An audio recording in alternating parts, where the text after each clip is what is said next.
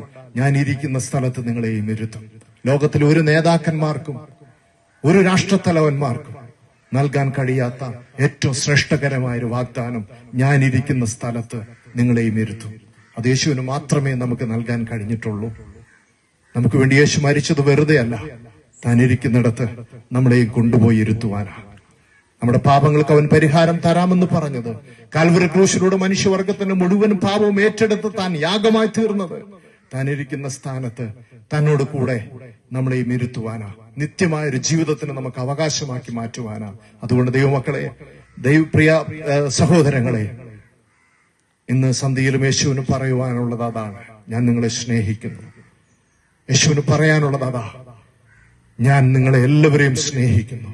നിങ്ങളുടെ രോഗത്തിന് എന്റെ അടുക്കൽ പരിഹാരമുണ്ട്, നിങ്ങളുടെ പ്രശ്നത്തിന് എന്റെ അടുക്കൽ ഒരു പരിഹാരമുണ്ട്, നിങ്ങളുടെ പാപത്തിന് എന്റെ അടുക്കൽ വിടുതൽ ഉണ്ട്, നിങ്ങളുടെ ശാപത്തിൽ നിന്ന് നിങ്ങൾക്കൊരു മുക്തി തരാൻ എനിക്ക് കഴിയും.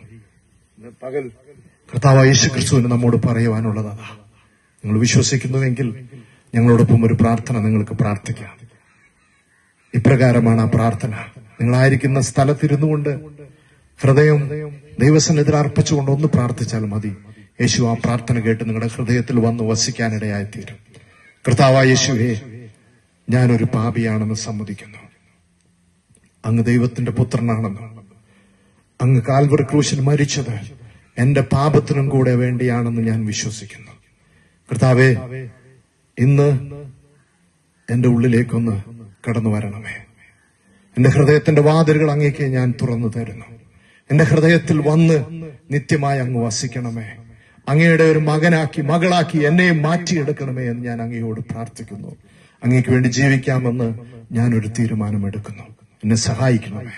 പ്രാർത്ഥന കേട്ടതിന് നന്ദി, യേശുവിന്റെ നാമത്തിൽ തന്നെ ആമേൻ. ഇങ്ങനെ ഒരു പ്രാർത്ഥന നിങ്ങൾ ഹൃദയം തുറന്ന് ആത്മാർത്ഥമായി പ്രാർത്ഥിച്ചിട്ടുണ്ടെങ്കിൽ യേശു ഇന്ന് ഈ സമയത്ത് നിങ്ങളുടെ ഉള്ളിൽ വന്നിരിക്കുന്നു.